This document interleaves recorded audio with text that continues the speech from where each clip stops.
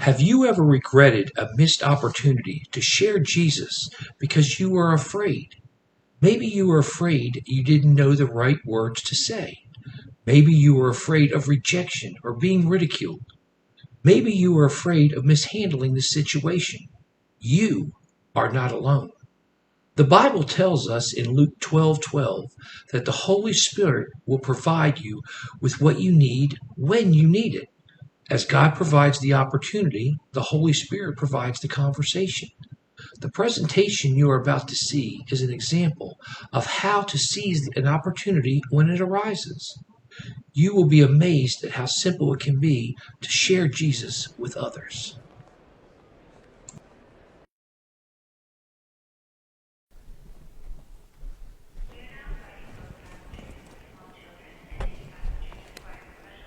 Hi, my name is Grace, and you are?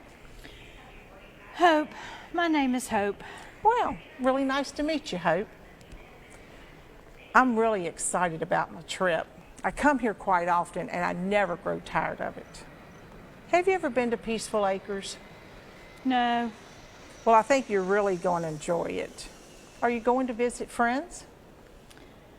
No, I just wanted to get away, and Peaceful Acres sounded just like what I needed.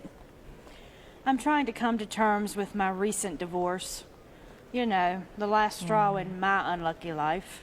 Well, what do you mean by unlucky life?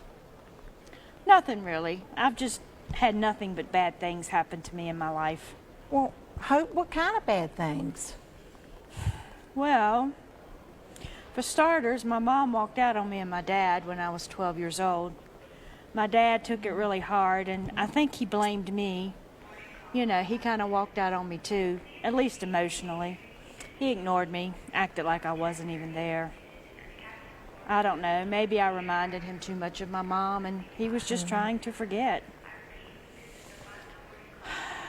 I think the way I dealt with it and my dad's bitter attitude is probably what contributed to my husband finally asking me for a divorce. And then today I found out my job's in jeopardy. Downsizing is what they say. I don't know, I just feel like I've had no luck at all in my life. You know how they say you and me against the world? Well, for me, it's always been me against the world. Well, I can understand how you would feel that way. Is there anyone that you could talk to, maybe another family member or a close friend? Not really. I don't have any family left except my dad. And friends, well, that's a joke. There's no such thing as a real friend. They only come around when they need or want something. Then they turn around and talk about you behind your back. I don't need those kinds of friendships. Well, Hope, do you go to church? Maybe you could speak with your pastor. Church? Although actually, I did try church one time. But I felt worse when I walked out than when I walked in. You know, no one spoke to me, never said a word. But I heard all I needed to hear in the murmurs and the comments.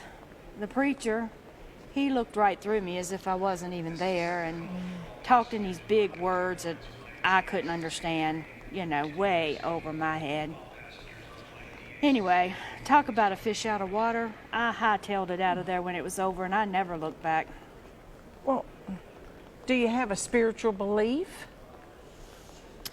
I don't know. I read my horoscope from day to day, and sometimes that works, sometimes it don't. My coworker, she gave me some healing crystals for Christmas, and I keep those by my bed.